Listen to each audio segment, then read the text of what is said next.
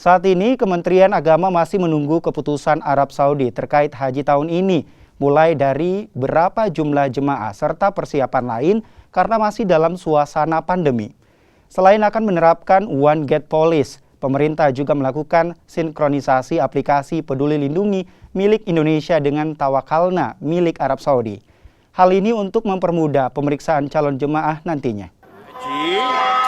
Sampai sekarang memang kami belum mendapatkan kepastian dari pemerintah Arab Saudi.